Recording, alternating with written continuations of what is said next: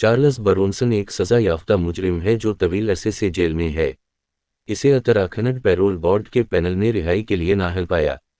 اس کا مطلب ہے کہ وہ ممکنہ طور پر عمر بھر جیل میں ہی رہے گا۔ چارلس برونسن 10 دسمبر 1952 میں بیڈ فورڈ شائر کے شہر لوٹن میں پیدا ہوئے۔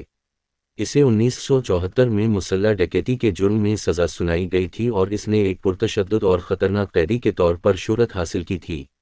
1980 کی دہائی میں اس نے ہسپانوی فنکار سلوڈور ڈالی کے اعزاز میں اپنا نام بدل کر چارلس سلوڈور رکھ لیا۔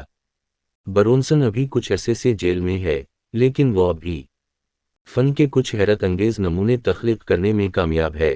ان میں سے کچھ ٹکڑوں کو بیچ دیا گیا ہے اور کچھ خیراتی کاموں میں عطیہ کر دیا گیا ہے۔ 2014 میں برونسن کے 200 فن پاروں کی نیلامی میں 30,000 پاؤنڈ سے زیادہ کا اضافہ ہوا۔ اس کی کتابیں بھی اس وقت شائع ہوئی ہیں جب وہ جیل میں تھا، جس میں ایک براڈمور ہسپتال میں ان کے وقت پر مبنی ہے، جو کہ انگلینڈ کے 3 ہائی سیکیورٹی ہسپتالوں میں سے ایک ہے۔ 2009 کی ٹام ہارڈی کی ایک فلم میں جیل میں ان کے وقت کو بھی ڈرامائی انداز میں پیش کیا گیا ہے۔ لہٰذا اگرچہ وہ سلاخوں کے پیچھے ہے، برونسن اب بھی آرٹ کی دنیا کا بہت زیادہ حصہ ہے۔ برونسن طویل عرصے سے جیل کے اندر اور باہر رہا ہے۔ وہ دوسرے قیدیوں اور جیل کے عملے پر حملہ کرنے کے لیے جانا جاتا ہے۔ وہ اپنی زندگی کا بیشتر حصہ جیل میں رہا ہے اور شاید اب بھی وہیں ہے۔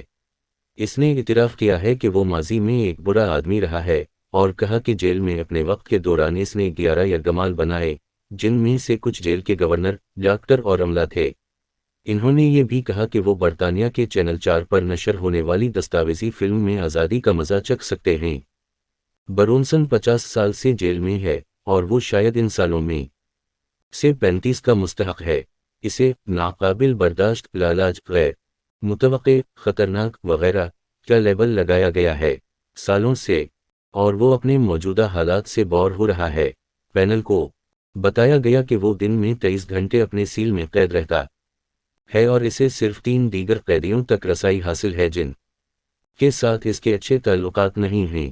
جب برونسن کو بتایا گیا کہ کیس کی سماعت کرنے والے پیرول بورڈ پینل نے ان کے بارے میں حالیہ ٹیلی ویژن دستاویزی فلم نہیں دیکھی ہے تو اس نے جواب دیا، مجھے یقین کرنا مشکل ہے۔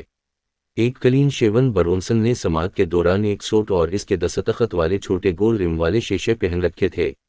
سماعت کے چند ہی منٹوں میں اس نے ڈبے سے پیتے ہوئے اپنے کپڑے گیلے کر لیے۔ برونسن نے سماعت میں اپنی گواہی کے دوران تقریباً 10 منٹ تک بات کی۔